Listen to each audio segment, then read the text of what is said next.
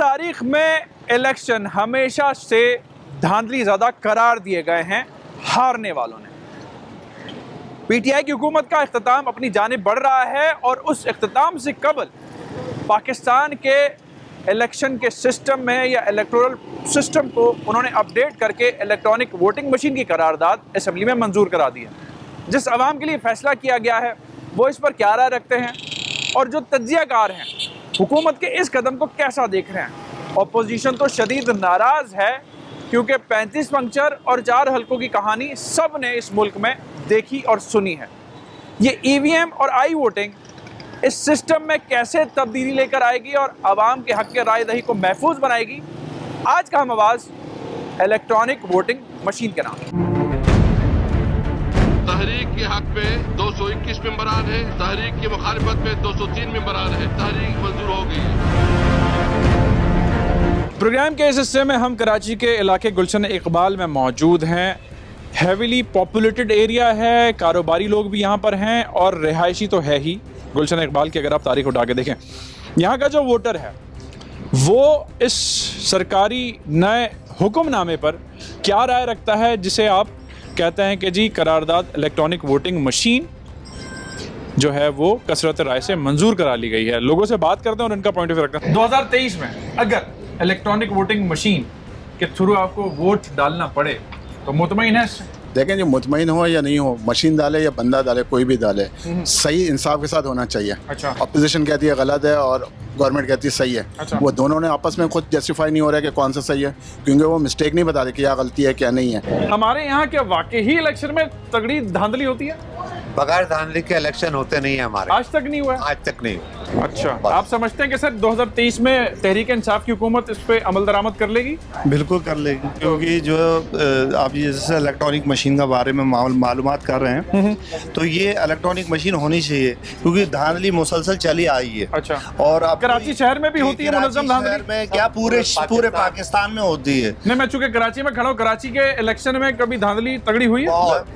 बहुत हुई है। बहुत हुई है। यानी कि एमक्यूएम जो मैंडेट लेती रही है या पीटीआई ने लिया उसमें भी धांधली हुई है? नहीं, एमक्यूएम के अपने हल्के हैं जहाँ पे उसको वोट मिलते हैं, हर एक के अपने हल्के में मिलते हैं। अच्छा, ठीक है। और ज्यादातर जो होती है धांधली वो होती है गाँव गोटों के अंदर, क्योंकि वहाँ का सरदार जहाँ जो सरदार होता है वो उसका हुक्मनामा चलता है। तो कराची का सरदार माजी का कोई बड़ा नामी ग्रामी आदमी था? वो था, अब नहीं है ना। नहीं, तो यानी कि अब उसके बाद इलेक्शन अच्छे हो रहे हैं? धांधली इतनी नहीं होती थी जितनी दूसरी, क्योंकि कराची में जिस किस्म का वोट पड़ता है ना, तो वो लोग कहते हैं कि जी यहाँ पे जिसकी हुक्मरानी रही है उसकी भी धांधली बड़ी तगड़ी होती रही है। धांधली का लफ्ज तो हर एक के लिए है ना सूटेबल। मतलब अब आप सर आप कुछ कहेंगे इस बारे में? एमक्यूएम के दौर में कराची में धांधली हुई है, ठप्पे पड़े हैं? कराची में हमेशा जब भी इलेक्शन हुए धांधली हुई है यहाँ। अच्छा। और धांधली जो है बाकायदा अपनी मर्जी की क़यादत लेकर आ जाता है यहाँ पर, और उसके बगैर आप जीत नहीं सकते। इलेक्ट्रॉनिक वोटिंग मशीन को वेलकम करते हैं आप? ठीक है, इलेक्ट्रॉनिक मशीन से कराएं या किसी से भी इलेक्शन कराएं, जब तक जो क़यादत जो इलेक्शन कराने वाली है वो जब तक ईमानदार नहीं होगी तो अब चाहे फरिश्ते भी उठा के ले आए फिर भी जो है वो धांधली। तहरीक इंसाफ की हुकूमत आप समझते हैं कि जी ईमानदार नहीं है? देखिए, लोग इमरान खान साहब की ईमानदारी के हवाले में बड़े बड़े दावे करते हैं। देखिए 40 चोर तो वही होते हैं, सिर्फ एक जो अली बाबा चेंज हो जाता है। तमाम चोर हैं, अभी भी माफियाज हैं जिन्होंने इस वक्त करप्शन की और आवाम का बेड़ा कर करके रख दिया। जी हाँ, मेरा एफिलिएशन जमात इस्लामी से है। अमीर साहब का भी तो बयान रिसेंटली आ गया है। बिल्कुल, उन्होंने कहा है कि दोनों अपोजिशन पार्टियां और ये अपना जो इस वक्त मौजूदा हुकूमत है, ये तीनों जो है वो आपस में खेल रही हैं और तीनों का इत्तेहाद हुआ। पहले 5 साल खैबर पख्तूनख्वा में अमीर साहब ने ठीक खेला, फिर पीटीआई के साथ। देखो उस वक्त जो सूबे सरहद में जो हुकूमत थी उसमें ये टीम नहीं थी जो इस वक्त मौजूदा टीम बनाई गई है। सर आप क्या कहते हैं, इनकी बात से इत्तेफाक करते हैं? मैं इनकी बात से इत्तेफाक तो नहीं करता। ये तो रहा है कराची में कि जिसकी लाठी उसकी भैंस। कराची में क्या पूरे पाकिस्तान में, लेकिन अब हमारे लिए जो नई होप है ये इलेक्ट्रॉनिक मशीन की जो वोटिंग है, शायद इसमें कुछ बेहतरी आए। अच्छा, ईमानदारी के साथ इलेक्शन हो जाए। करा सकता है इलेक्शन कमीशन, क्योंकि इलेक्शन कमीशन ने भी कह दिया कि जी अपनी ब्रीफिंग में कि जी काफ़ी तहफ़्फ़ुज़ात हैं और वक्त लगेगा और शायद 2023 के इलेक्शन में इसको जो है वो इस पे अमल दरामद ना हो सके। तो आप क्या कहते हैं कि इतना शोर उठने के बाद ही अगले इलेक्शन में अगर अमल दरामद ना हो तो फिर क्या फ़ायदा इस करारदाद? तो लास्ट होप यही है, जैसे हमारे लिए इमरान खान लास्ट होप है।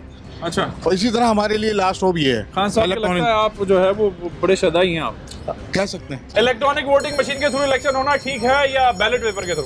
नहीं, इलेक्शन वो तो ठीक है मशीन के थ्रू हो, लेकिन ट्रांसपेरेंट हो इस वजह से। अगर उसके ऊपर भी मतलब ट्रांसपेरेंसी आप सर, ये लोगों को इसको चलाने का इशू होता है। ये थोड़ी शहर में तो लोग चला लेते हैं।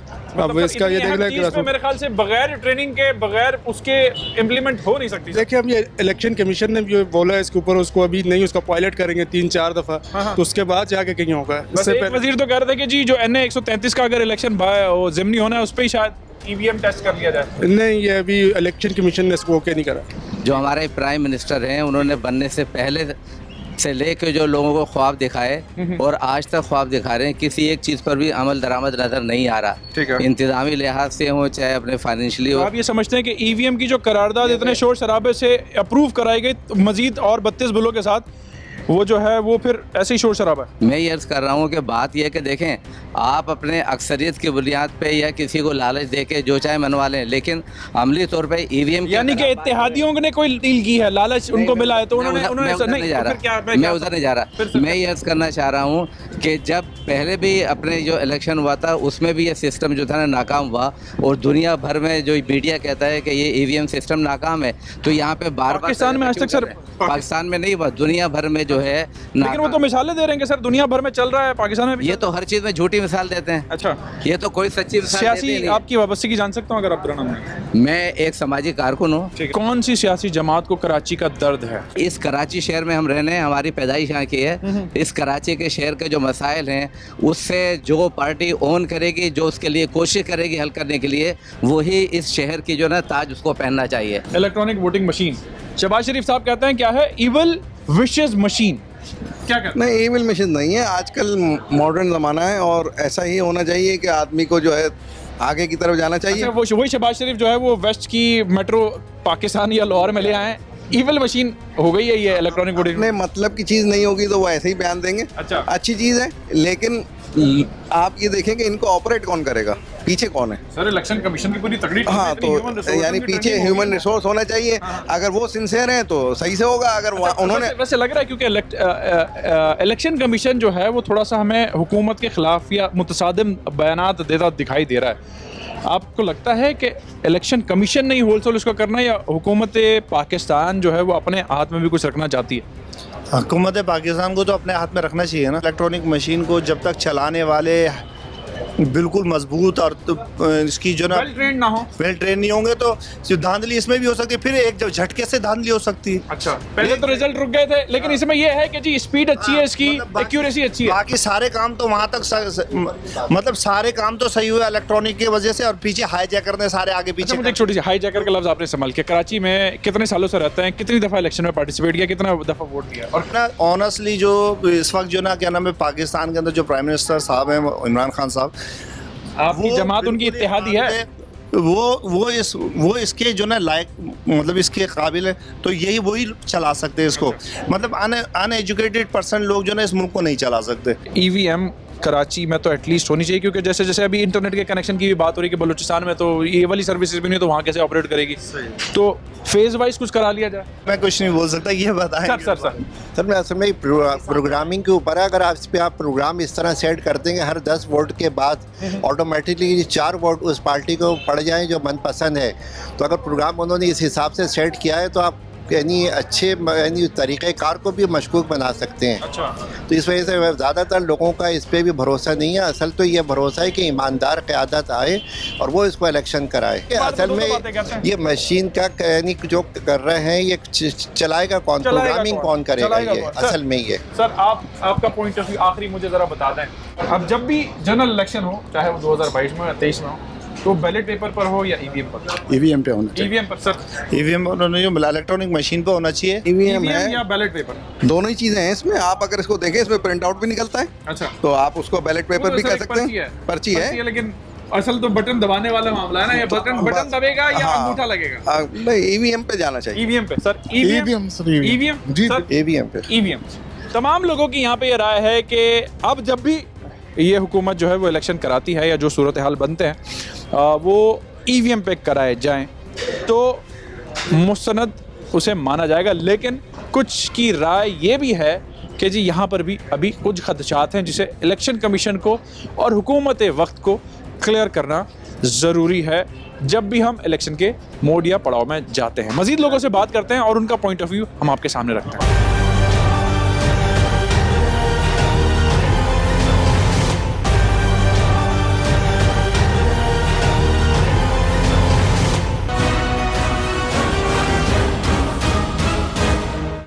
Welcome back. प्रोग्राम के इस हिस्से में हम बात करेंगे यंगस्टर्स से, जिसके बारे में हुकूमत वक्त कहती है कि जी इनकी तादाद इस मुल्क में ज़्यादा है और उनका कंट्रीब्यूशन इस अहम जो टॉपिक है गोइंग फॉरवर्ड हमें शायद ज़्यादा दिखाई दे।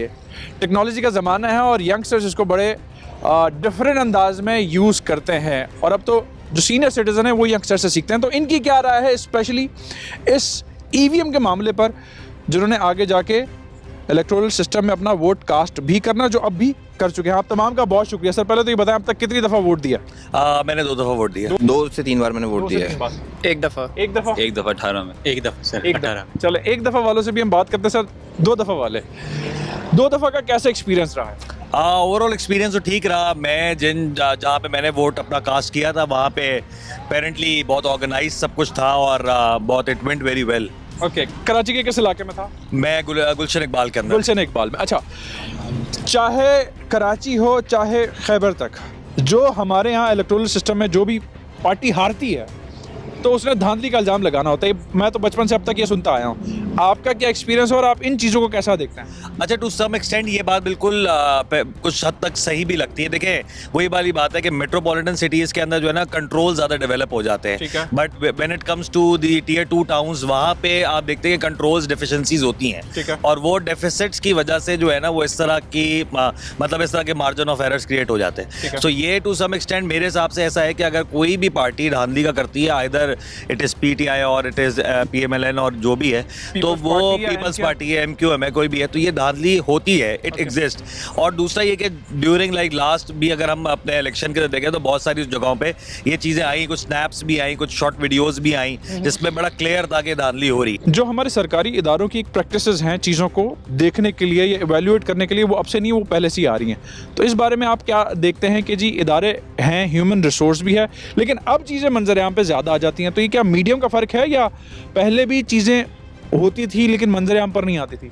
जी बिल्कुल, पहले भी चीज़ें इसी तरीके से ड्राइव हुआ करती थी, लेकिन चूंकि लोगों तक रसाई इतनी आसान नहीं थी चीज़ों तक, तो लोगों तक वो चीज़ें पहुंच नहीं पाती थी। अब चूंकि जाहिर सी बात है थोड़ा सा जिद्दत हो गई है, जदीद दौर आ गया है, तो लोगों के पास जो है ना वो चीज़ें बहुत जल्दी और बहुत फ्रिक्वेंटली ना पहुँच जाती हैं। अब ये जो इलेक्ट्रॉनिक वोटिंग मशीन आ जाएगी हमारे सिस्टम में, तो इससे धांधली मिनिमाइज हो जाएगी या शुकूक शुबात और जन्म लेंगे, जिस तरीके का एक परसेप्शन बनाया जा रहा है? नहीं, मेरे हिसाब से तो ये चीज़ बिल्कुल परफेक्ट है। पाकिस्तान में बिल्कुल आनी चाहिए, ठप्पा सिस्टम जाना चाहिए। टेक्नोलॉजिकली हम इतने स्ट्रांग हैं कि अगर इस सिस्टम में किसी किस्म का एरर आया तो उसको भी हम एक्सपोज कर पाएंगे? Definitely sir. जो इसके कंट्रोलर हैं, जो एक अपोजिशन का नैरेटिव है कि जी वो इससे बेनिफिट उठाएंगे।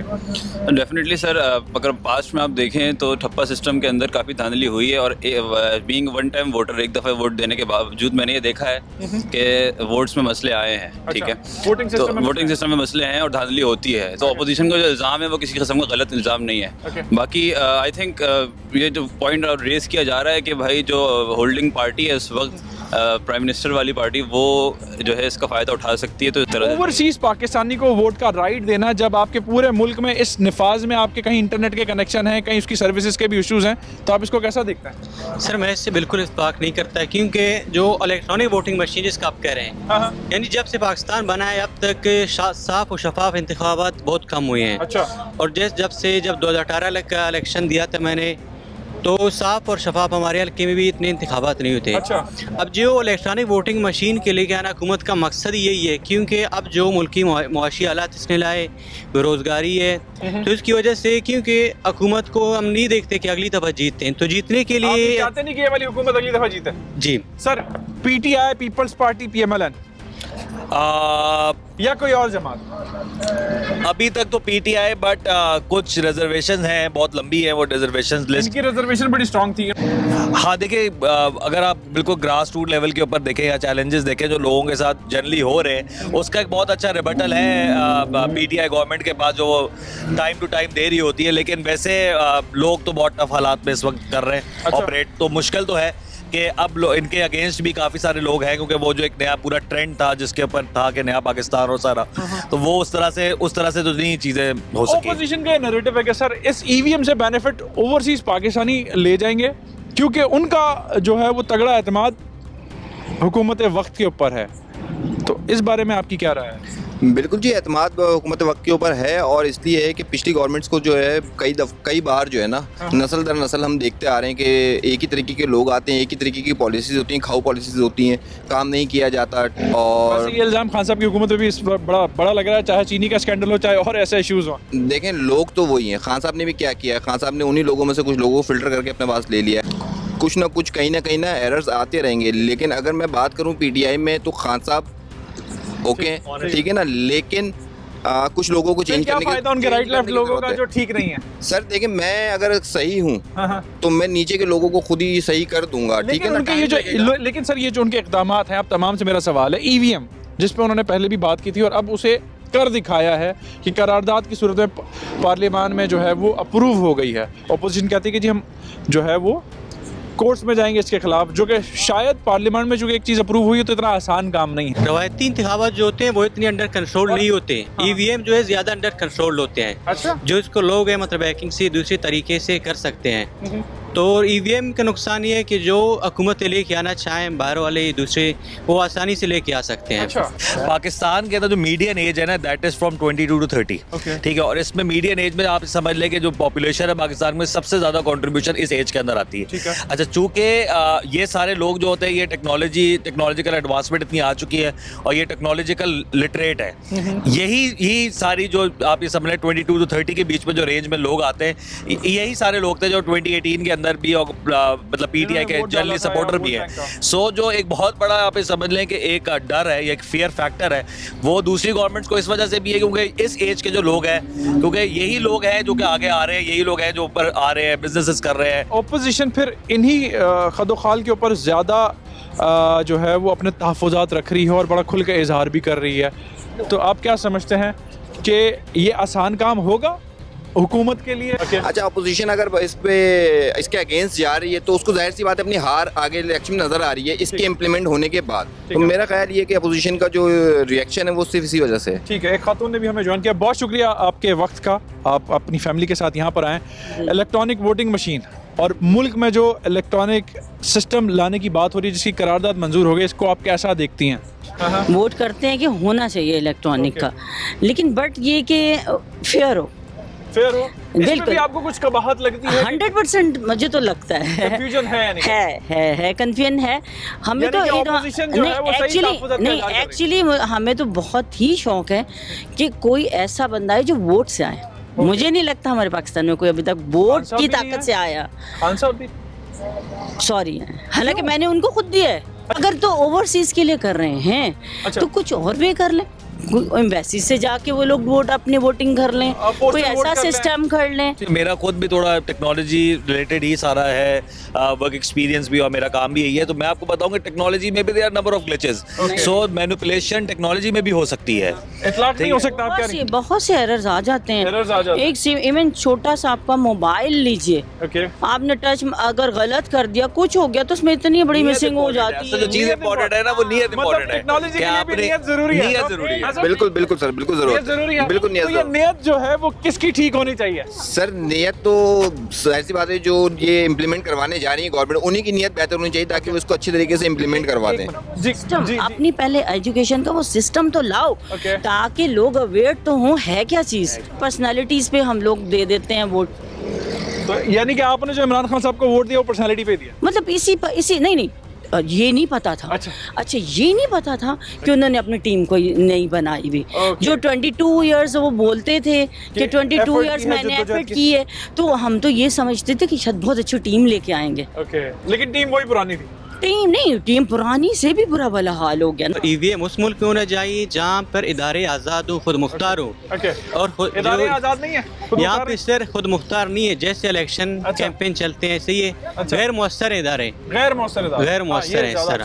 तो यानी उनका जो असरअंदाज होते हैं रवायती इंतखाबात में, वो इतनी आसानी से नहीं हो सकते जितनी ईवीएम पर हो सकते हैं। मैं सवाल कर लेता हूँ, हुकूमत ने तो करारदाद प्रेजेंट कर दी मनवाली, इलेक्शन कमीशन ऑफ पाकिस्तान ने उस पर तहफ़्फ़ुज़ात का इजहार कर दिया और बड़ा ऊपरली कर दिया, तो ये इदारे की आज़ादी नहीं है?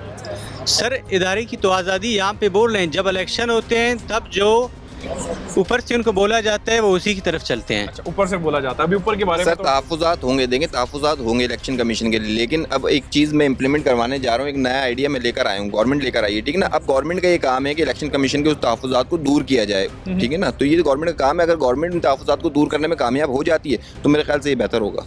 किस किस्म का जो है वो कदम उठाना चाहिए फिर हुकूमत को, अगर तो ये उजलत में आप समझती हैं कि ये कदम उठाया?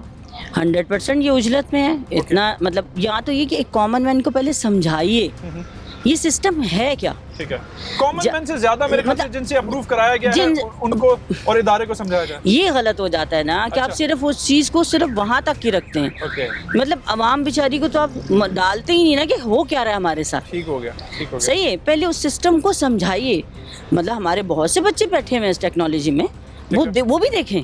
ठीक है, वो पहले उस चीज को कर रहे हैं, कब देखें क्या चीज है। ठीक है, तो फिर कॉन्फिडेंस में सबको लेके फिर कर भी सकते हैं। ठीक हो गया, ठीक हो गया। लेकिन मतलब एक स्टेप बाय स्टेप काम किया, स्टेप बाय स्टेप, उजलत में ना किया, उजलत में नहीं किया जाए। इतनी जल्दी की क्या जरूरत है। ठीक सर, आपका कोई कमेंट? नहीं, मेरा बस कमेंट यही है कि नीयतें बड़ी इंपॉर्टेंट है। धांधली चाहे टेक्नोलॉजी हो या टेक्नोलॉजी हो, बड़ा इंपॉर्टेंट फैक्टर ये है कि जो इदारे हैं जो उसको ऑर्गेनाइज कर रहे हैं वो सही तरीके से ऑर्गेनाइज करें। और ये वाली बात, लिटरेसी वाली बात बहुत ज़रूरी है कि लिटरेट करें पहले, क्योंकि ये going to be very difficult for the common man कि वो अपना वोट कैसे कास्ट करें। इस चक्कर में बहुत सारे लोग कास्ट भी नहीं करेंगे, ये भी आप देखिएगा। तो और जी बिल्कुल, तो इस तरह से है।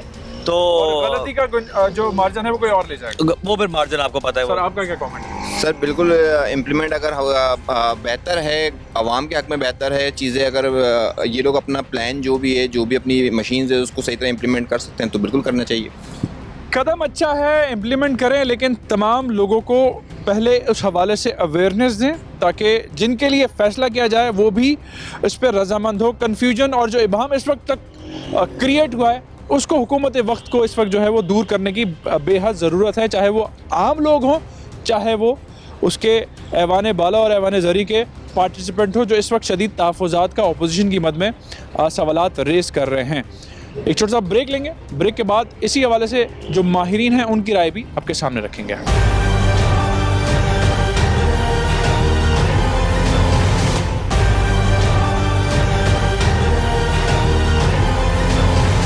Welcome back. प्रोग्राम के इस हिस्से में हम बात करेंगे सीनियर जर्नलिस्ट और तज्ज़ियाकार आमिर ज़िया साहब से और उनका पॉइंट ऑफ व्यू इस अहम करारदाद और इससे मुंसलिक जो सूरत हाल है उस पर जानेंगे। आमिर साहब बहुत शुक्रिया, प्रोग्राम हम आवाज़ में आपने वक्त दिया। पहले तो ये बात कि एट अ टाइम इतने सारे बिल एक सेशन में मंजूर हो गए, इसको आप कैसा देखते हैं? देखिए, अमूमन पार्लियामेंट में हमेशा बहस मुबाहिसा होता है, बारीकियाँ उसकी कमजोरियाँ देखी जाती हैं और एक इंक्लूसिव प्रोसेस होता है। तो ज़ाहिर है कि हुकूमत ने, क्योंकि हमारी सियासत में इतनी ज़्यादा पोलराइजेशन है, इतनी ज़्यादा मनफियत आ गई है और इतनी तलखियाँ आ गई हैं, तो एक जो कहते हैं ना कि मिडिल ग्राउंड है वो ख़त्म हो चुका है। माजी में कभी लोग मिसाल देते हैं कि जी पीपल्स पार्टी और PMLN ने मिलकर जी 18वीं तरमीम जो है मंजूर करवा ली, बड़ा, लेकिन वो एक कहते हैं ना मफाद परस्ती के सौदे थे। वो इसलिए मैं कहता हूँ कि जी उन्होंने कहा कि जी तीसरी मरतबा आपको वज़ीर-ए-आज़म बना रहे हैं तो नवाज शरीफ साहब उसके लिए तैयार हो गए ताउन करने के लिए। माजी का 18वीं तरमीम और अब का ये ईवी डेमोक्रेसी जिसके बारे में हमारे पार्लियामान में बड़े नारे लगाए जाते हैं, PTI उसकी जो डेफिनेशन है उसको सरपास कर रही है अपोजिशन के मुताबिक, तो ये तासुर लेता है। आप इसको कैसा देखते हैं? आइन आपको इजाजत देता है कि जी आप मुश्तरका इजलास बुला सकते हैं, तो गैर आइनी हरकत नहीं हुई। ठीक है, आइन ये कहता है कि जी आप जो है मेजोरिटी की उस पर बल पर आप फैसला कर सकते हैं, तो ये भी गैर आइनी बात नहीं हुई। ठीक हो गया। अच्छा होता कि मशवरा हो जाता ना। अब ये तासुर देना, आफ्टर द सेशन वॉकआउट कर जाना और फिर कहना कि जी इसको चैलेंज किया जाएगा, आपकी बात सुनने के बाद तो मुझे लग रहा है कि जब एक जमहूरी एस्पेक्ट से पूरा का पूरा सिस्टम रन हुआ है फिर कोई गुंजाइश नहीं बनती। तो ये क्या पॉलिटिकल माइलेज है या मीडिया की गिमिक है, क्या समझते हैं? एक तो ज़ाहिर हमारे जितने सियासतदान हैं, दे प्ले टू द गेल भी, ठीक है ना, ठीक है। अदालत वहाँ पर इंटरवीन कर सकती है कि आप कोई ऐसी कानून साजी करें जो आइन की स्पिरिट के खिलाफ हो। दुनिया के बहुत सारे जमहूरी ममालिक में इलेक्ट्रॉनिक वोटिंग सिस्टम जो है नाफिज है, काम कर रहा है और बड़ा कामयाबी से काम कर रहा है। मेरे जहन में जो सवाल आता है कि जी समझ से बालतर है कि एक पढ़ा लिखा 21वीं सदी का पाकिस्तानी आप जैसा, बिलावल भुट्टो जरदारी साहब जैसा या मरियम नवाज साहब जो प्रोग्रेसिव हो, पढ़ा लिखा, वो किस तरह से टेक्नोलॉजी की तरफ से मुंह मोड़ सकता है या उसको मुंह मोड़ना चाहिए। असूली तौर पर आप ये तय करेंगे कि जी ज़ाहिर है कि मुस्तकबिल की चीज़ है, फ्यूचरिस्टिक है, जदीद है, इस पर हमें जाना है, इसकी इम्प्लीमेंटेशन एक दूसरी बात है। तो पहले आप रूह पे वो करते हैं फैसला कि ये जो है इसके आइन की रूह के मुनाफी नहीं है और हमें इसी तरफ जाना है। आज के दौर में जबकि ड्राइवरलेस कार्स की बात हो रही है, ड्रोन चल रहे हैं, जेनेटिक मॉडिफिकेशंस की बात हो रही है, हमारी हेल्थ सिस्टम से लेकर एविएशन में हर जगह इंसान का दखल नहीं है, तो वोटिंग में भी अगर नहीं होता तो कोई बुरी बात नहीं है। इन द लॉन्गर रन ये कॉस्ट इफेक्टिव होगा। अभी ठीक इनिशियल इन्वेस्टमेंट होगी, लोग जो इतने हजारों लोग काम करते हैं, लाखों लोग काम करते हैं उस प्रोसेस में, उनकी तादाद कम होगी और इलेक्शन रिजल्ट जो है वो हमें जल्दी मिलने लगेगा। बैलेट बॉक्स की चोरी, बैलेट बॉक्स की स्टफिंग जो हुआ करती थी कराची से लेकर खैबर तक, जहाँ जिसका हाथ लगता था, तो कोई इसमें मैं नहीं कहता कि हमारी पाकिस्तान की वो फिल्म है कि जिसमें अक्सरियत विलन्स की है और हमें हीरो का इंतजार है। जमहूरियत में क्या नहीं हुआ, बिरयानी की प्लेट से लेकर बंदूक की नोक तक। 2023 में आप समझते हैं कि पीटीआई की हुकूमत इस पर अमल दरामद करवा पाएगी? जो इस वक्त सिनेरियो बन रहा है, क्योंकि बड़े तहफ़्फ़ुज़ात आ रहे हैं कि जी डेट नहीं मेंशन की गई है कि जी कब करवाना है, इत्तेहादियों से वोट ऑफ कॉन्फिडेंस ले लिया करारदाद मंजूर कराने के लिए, तो कुछ इफ्स एंड बट्स हैं। आपका क्या तजर्बा कहता है? देखिए, भारत में हमारे पड़ोसी मुल्क में 1998 में पूरा सिलसिला शुरू हुआ और उन्होंने कहते हैं ना ग्रेजुअली इस चीज़ को नाफिज किया।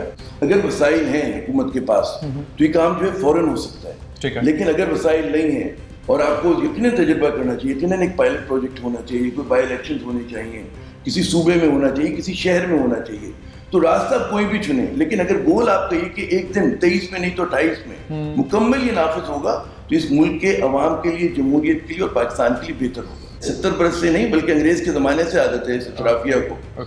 दादा परदादा इसी तरह से इलेक्शन लड़ा करते थे और जितवाया करते थे, तो एक तसलसल में देख रहे हैं इस चीज़ को।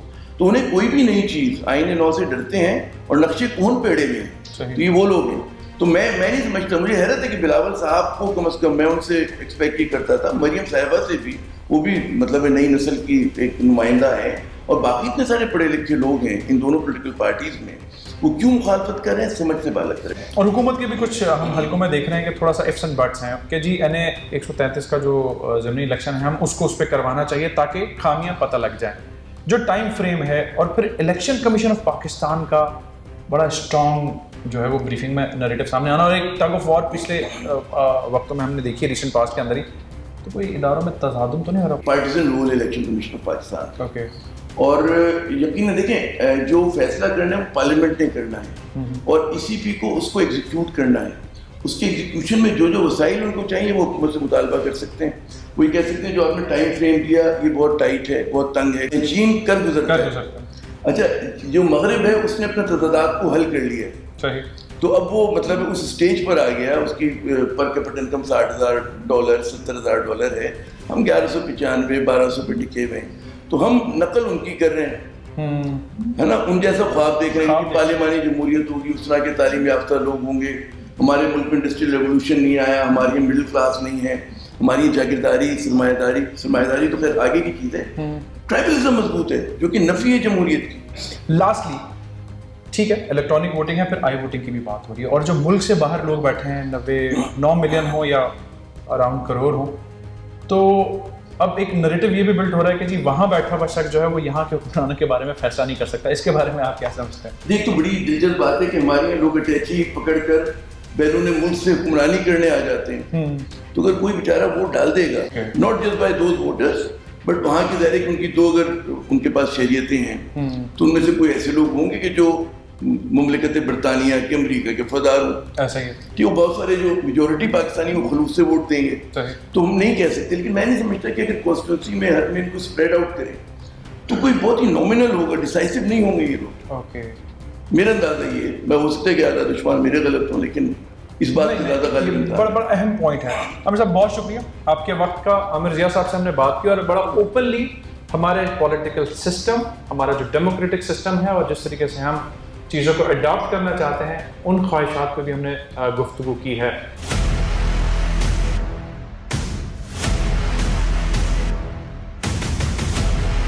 नाज़रीन, प्रोग्राम के इस हिस्से में हम बात करेंगे सूबाई वज़ीर उवैस कादिर शाह साहब से और उनसे जानेंगे कि पाकिस्तान पीपल्स पार्टी ईवीएम के हवाले से क्या अपना पॉइंट ऑफ व्यू रखती है। वैसा बहुत शुक्रिया। इलेक्ट्रॉनिक वोटिंग मशीन है या ये ईवल विशेस मशीन है?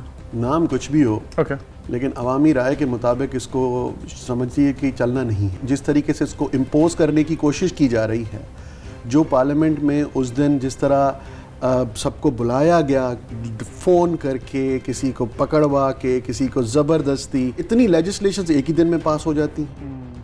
क्या ईवीएम अगर आप समझते हैं कि वाकई सारी आपको इलेक्ट्रॉनिक रिफॉर्म्स करने हैं और इलेक्ट्रॉनिक रिफॉर्म्स के ज़रिए, इलेक्शन के इस्लाहात के ज़रिए आपको ईवीएम पे लाना है, तो उसका एक तरीक़ेकार है। 2010 में अगर आपको याद हो तो पाकिस्तान पीपल्स पार्टी ने इलेक्टोरल रिफॉर्म्स लाए थे। इलाकाई तंज पार्टीज़ हों, सूबाई पार्टीज़ हों या नेशनल पार्टीज़ हों, सबको ऑन बोर्ड लिया था। सही। किसी का उन जो इस्लाहात थे उस पर एतराज़ नहीं था। ठीक। इलेक्शन कमीशन की कॉन्स्टिट्यूशनल एक तरीक़ाकार दिया हुआ है, उसको एक कवर है कि उसकी ड्यूटीज़ क्या हैं, वो उनको उसको क्या काम करना है। क्या सिवाय एक एकदम जमात जो कसरत राय से अदाद शुमार की बुनियाद पे एक निज़ाम थोपना चाहती है पूरे मुल्क में कि हमें ये ईवीएम चाहिए, बाकी ना कोई इलाकाई जमात को लिया गया, ना किसी सूबाई जमात को, ना किसी नेशनल, कोई भी पार्टी दूसरे इस मुल्क में नहीं चाहती कि ये आना चाहिए। पहली बात, वो खुद इदारा ही इस वक्त इसको एक्सेप्ट नहीं कर रहा। ब्रीफिंग में उन्होंने रिजर्वेशन का इजहार किया है ना। अभी तक एक और नैरेटिव ये आ रहा है कि जी चाहे वो इलेक्शन 2022 में, जैसे पहले एक हवा चली हुई थी कि वो अब 23 में हो, तो उससे पहले इसको इम्प्लीमेंट नहीं किया जा सकता। तो इस अगले आने वाला जो भी टाइम इलेक्शन का है उसमें या फिर उसके बाद वाले में क्या स्टांस होगा? 22 साल लगे हैं इंडिया को ईवीएम लाने में, उसके अपने मुल्क में। ठीक है। और उनका तरीक़ेकार आपको पता होगा कि उनके स्टेट्स में, मुख्तलिफ स्टेट्स में स्टेज बाय स्टेज इलेक्शंस होते हैं और वो इलेक्शंस कई दिनों तक चलते हैं। इलेक्शन के बाद वो मशीन सील की जाती हैं, फिर कुछ स्टेट्स का रिजल्ट आता है, फिर कुछ का आता है, फिर कुछ का आता है। उसके अनाउंसमेंट में कितना टाइम लगता है। देखें, ये तरीक़ेकार क्या आप समझते हैं कि हमारे मुल्क में पॉसिबल है? 22 साल उनको लग गए और इनको अभी 22 महीने नहीं हुए इसको इंट्रोड्यूस किए हुए। जिनसे एक पेट्रोलियम एसोसिएशन नहीं संभलती, वो ये क्या इतना बड़ा काम संभाल सकेंगे? जिनसे चीनी, आटे, दाल का भाव नहीं संभाला जाता, क्या वो इस चीज़ को संभाल सकेंगे ना? तो आपको सुनने के बाद ये लग रहा है कि लेट्स अज्यूम कि अगर ये इम्प्लीमेंट हो जाती है तो फिर इलेक्शन फिर से रिग्ड होगा या वन साइडेड होगा? देखिए, इसके क्योंकि जिन लोगों के बारे में बात हो रही है कि जी बाहर रहने वालों को एक राइट ऑफ वोट दिया जा रहा है, फिर आई वोटिंग की भी बात हो रही है, जिस पे अभी सवालात बड़े होने हैं। ये तो बहुत बड़ा जोक है जिस तरह आप बता रहे हैं कि बाहर रहने वाले 90 लाख पाकिस्तानियों को राइट दिया जा रहा है, जब ये खुद कह रहे हैं कि ये जो मशीन आएगी, सो कॉल्ड ये मशीन आएगी, इसको इंटरनेट से कनेक्ट नहीं किया जाएगा क्योंकि हैकिंग का खतरा है। और वो बाहर वाले 90 लाख वोट जो हैं वो इंटरनेट के जरिए ये लेंगे। क्या वहाँ हैक नहीं हो सकते? इनकी बातों में ही तजाद है। देखिए, ये अपने स्टेटमेंट्स में फंस रहे हैं। ये इनके पास 2 स्टेटमेंट्स हैं कि जो इस मुल्क में होंगी उसको इंटरनेट का कनेक्शन नहीं होगा जी। वो तो आपके पास एक मशीन है, फिर वो उसमें डेटा डाला जाएगा। अब लेट्स सपोज मैं ये कहता हूँ उसमें स्टाफ आपका है, उसमें पुलिस वाले भी आपके हैं, आपने वो मशीन कमरा बंद कर दिया, पोलिंग स्टेशन बंद कर दिया, जिस तरह इल्जामात लगते हैं, और आपने वो मशीन पे सारे वोट डाल दिए, तो आपको कौन रोकेगा? ज़िमनी इलेक्शंस में भी जो है वो अगले दिन तक जो है वो फॉर्म 45 प्रोड्यूस नहीं हो रहा था। तो ये मैं समझूं कि कबाहत बहुत ज़्यादा है, लेकिन अब चूंकि कानून बना दिया गया है तो ECP जिसने This is not a law. Sorry to say. ये कानून बना नहीं दिया गया। ये एक जमात ने ये सिविल मार्शल टाइप की चीज लगा दी गई है, इम्पोज कर दी गई है। पूरे मुल्क ने देखा है। ठीक है। जब मैं कह रहा हूँ कि आपके बराबर का पड़ोसी मुल्क, उसको 22 साल लग गए। दुनिया में सिर्फ 8 ममालिक हैं, 2 बड़े ममालिक हैं, अमेरिका और इंडिया, बाकी सब छोटे ममालिक हैं जिसमें ये मशीन्स यूज होती हैं। ठीक है। 150 ममालिक से ज्यादा जो मुल्क हैं उसमें ये इलेक्टोरल प्रोसेस चलता है, वोटिंग का प्रोसेस चलता है। क्या हम अब इतने तरक्की याफ्ता हो गए हैं कि हमने फ़ौरन इस मशीन पे जाना है और हम चले जाएंगे? क्या हम इतने कैपेबल हैं? क्या उस इदारे की इतनी कैपेसिटी है जिसको हम इलेक्शन कमीशन कहते हैं, जबकि वो खुद डिनाई कर रहे हैं 10 दफ़ा? उनकी कैपेसिटी नहीं है, वो ये नहीं कर सकते, तो आप उस पर क्यों इम्पोज कर रहे हैं ये चीज़ें? ना एक ज़िमनी इलेक्शन की आवाज़ थी कि जी NA 133 का इलेक्शन इस पर करा लिया जाए। उसके बाद अब जो है वो ये आ रहा है कि एक नैरेटिव कि जी शायद बल्दियाती इलेक्शन जो होने वाला है उसको इस पर करा लिया जाए। तो इस पर आप समझते हैं कि कुछ चीज़ें मजीद रेक्टिफाई हो जाएंगी जनरल इलेक्शन के लिए? देखिए, रेक्टिफाई होना तो बहुत दूर की बात है, हम तो इस तरफ रेक्टिफिकेशन या एक्सेप्टेंस की तरफ वो अभी ना जाए ना उस तरफ। फिलहाल तो ये है कि जब पाकिस्तान की कोई भी पार्टी इसको एक्सेप्ट करने के लिए तैयार ही नहीं है सिवाय हुकूमती जमात के, तो ये तो यहीं पर ख़त्म हो जाता है। पाकिस्तान पीपल्स पार्टी के चेयरमैन बिलावल भुट्टो जरदारी साहब ने, मेरे चेयरमैन ने, ये बात फ्लोर ऑफ द हाउस पे कही है कि सबको एतमाद में लें, इलेक्टोरल रिफॉर्म करने जा रहे हैं आप, पूरे मुल्क की सियासी जमातों का ये हक है कि इस पे बोलें, जब वो इस पे रजामंद हों, सबके शकूक व शुबहात दूर हों, इंस्टीट्यूशंस पे जो उंगलियां उठ रही हैं वो बातें ख़त्म हों, वो सारे जब कानून को एक्सेप्ट करें वो कानून लाया जाए। Now what is a way out? अब इस सिचुएशन में जहाँ हुकूमत और हुकूमती वज़रा अभी भी इस बात पे जो है वो नैरेटिव दे रहे हैं कि जी अगला इलेक्शन जब भी होगा, डेट अभी नहीं है, ये तो 2022-23 की जो बात हो रही है कि इसके थ्रू होगा, तो क्या वे आउट है? क्या ऑप्शंस हो सकते हैं अपोजिशन के पास या पाकिस्तान पीपल्स पार्टी के पास? मेरे इस पाक सरजमीन पे जो गलती इस वक्त 2018 में जिनसे भी हो गई वो दोबारा वैसी गलती नहीं होगी, और अवामी राय का बिल्कुल सही तरीके से इस्तेमाल करना मेरे अवामुन्नास को मिलेगा कि वो अपने हक के साथ अपना राय दे सकें, जो उनके हुकूक हैं वो उनको मिल सकें, वो जिन लोगों को पसंद करते हैं, एतमाद करते हैं कि वो उनकी जाके बात ऐवान बाला में या प्रोविंशियल असम्बलीज़ में जाके करें, वो उनको चुन सकें, और सीक्रेसी ऑफ द बैलेट जो है वो बरकरार है। मतलब हक के राय दही इस्तेमाल करने के लिए EVM नहीं हो सकती? नहीं हो सकता। वैसा बहुत शुक्रिया। सूबाई वज़ीर अवैस कादिर शाह साहब से हमने बात की, किसी भी तरह से EVM कबूल नहीं है, जहां आवाम का भी नैरेटिव हमने आपके सामने रखा, ताहम जो ऑप्शंस हैं वो अभी ज़ैर गौर हैं। इलेक्शन जब भी हों, अवामी हक के राय दही का इस्तेमाल करने का हक उन्हें दिया जाए, ये अवैस साहब का कहना है। आज के हम आवाज़ से जुनैब खानज़ादा और टीम को इजाज़त दीजिए। अल्लाह हाफ़िज़।